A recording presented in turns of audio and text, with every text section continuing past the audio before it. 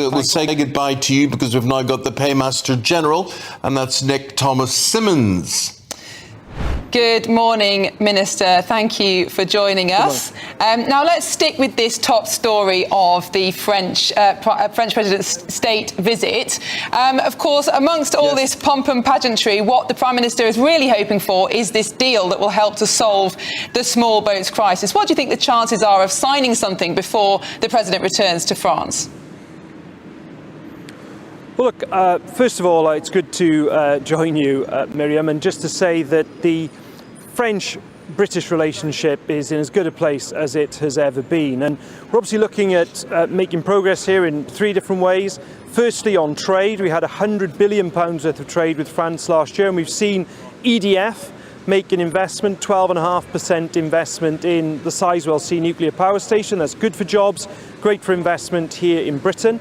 Secondly, we will see on defence and security a continuation of the very close relationship between the Prime Minister and the President, particularly on the situation with the war in Ukraine and the coalition of the willing.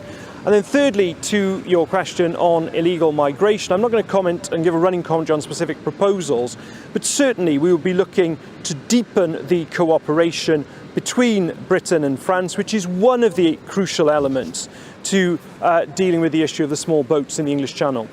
But so far it's been a very expensive and rather ineffective cooperation, hasn't it? We've paid, I think, £500 million to the French government to police the beaches, and they've made very little difference in terms of the number of boats crossing here. What difference will this proposed one-in, one-out scheme make, and is it in the President's gift to offer that?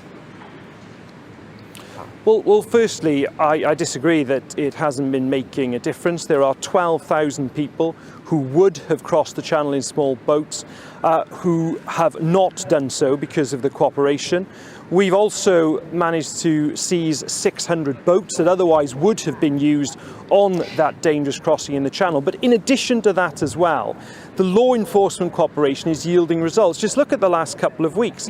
There were 9 people in Lille this month where French authorities, law enforcement and our National Crime Agency worked together so that 9 people smugglers got sentenced to a total of 64 years in prison. But 9 also out of as well, 21,000 arrivals. These are the people smugglers. These are the people, the gangmasters who are actually doing this. But there are 9 more gangmasters who will pop up. Recent days. Yeah, just in recent days. And that is to that point, Miriam, that is why it is about more than only, important though it is, the deepening bilateral cooperation with the English Channel. It's about the new strategic partnership that I led the negotiations on with the European Union to allow us to share more data, things like facial recognition, things like criminal records. It's about work with European countries, which I've been in Poland and Bulgaria, seeing it happening recently because people smugglers, they operate over routes of thousands of miles. That work is important to disrupt them too. But also, by the way, what we're doing here in Parliament, we've got our Borders Bill giving counter-terror powers to our law enforcement to tackle people smugglers. Hugely important. The Conservatives and Reform are opposing that, and they should explain why. But Nick, you can see sort of what he's hinting at, and he's hinting at if you hadn't got rid of the Rwanda plan, that would have put them all off coming. Well, I completely disagree with that. I mean, spending £700 million on a gimmick that sent 4 volunteers to Rwanda was not a piece of serious policy making. What is a deterrent is the fact that we've had 30,000 people since this government came to office who have been found to have no right to be here, who have been deported.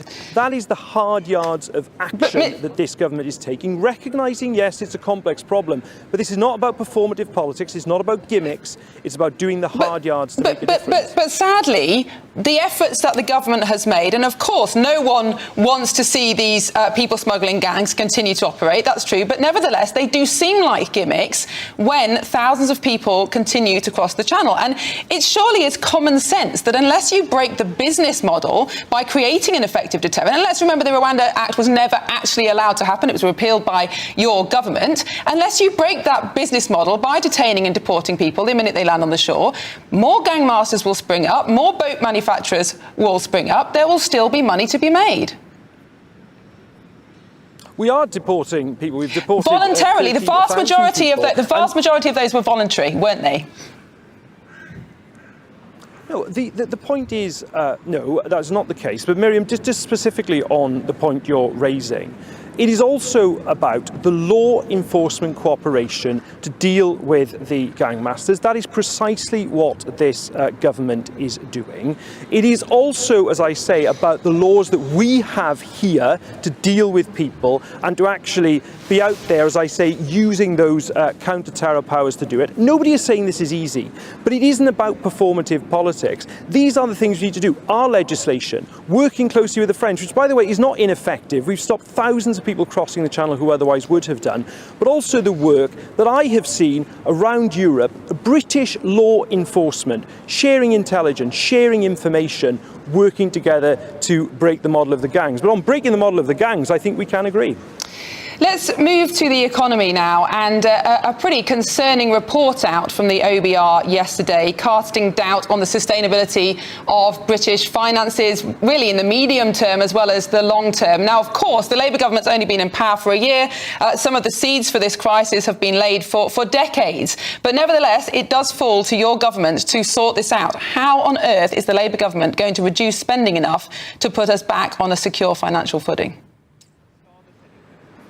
Look, I think you fairly highlight the scale of the challenge that this government faced when it came to office, and the Office of Budget Responsibility has been looking back to 2010, back at the context that this government faces, and what it reinforces is the absolute necessity of everything being built on the rock of financial stability.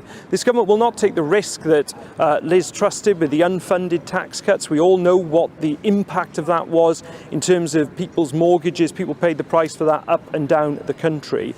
So that is why everything will be built on the rock of financial stability. And when we come to the budget in the autumn, still a few weeks, few months away yet, the Chancellor will, as she always does, set out that fiscal foundation, but also set out where we are spending money, precisely where the money is coming from, because you can only achieve change in this country on that bedrock of financial stability.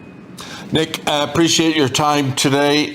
Nick, Thomas-Symonds is the Paymaster General. Thank you very much indeed. Thank you.